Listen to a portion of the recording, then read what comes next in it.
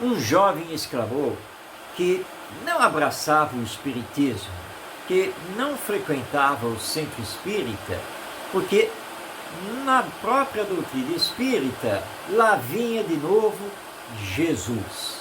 E ele não queria saber de Jesus, ele queria estudar a vida no mundo espiritual, vida depois da morte, ele queria estudar a mediunidade, a reencarnação, mas os espíritas não param de falar de Jesus e trazer o Evangelho à tona o tempo todo.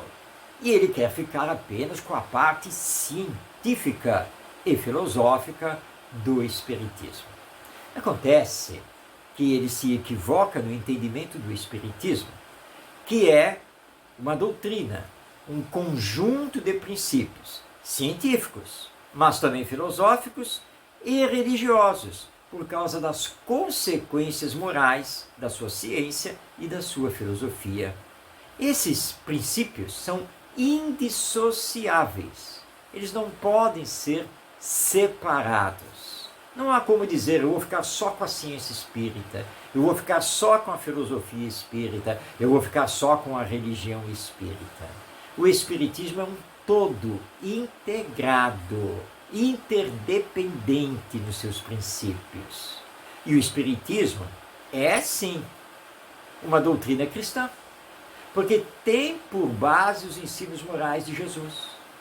Por isso o espiritismo é chamado de cristianismo redivivo, porque ele faz a revivescência do Evangelho, através da imortalidade da alma, da vida futura, enfim, de todos os princípios que compõem o Espiritismo.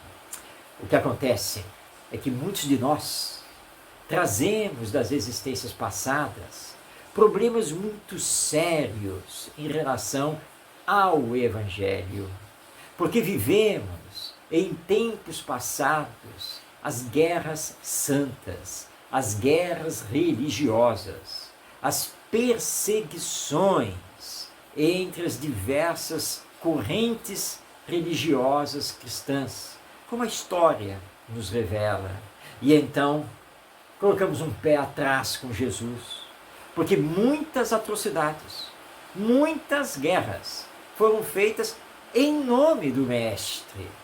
Mas acontece que Jesus não tem nada a ver com isso. É o mau uso que fazemos do livre-arbítrio.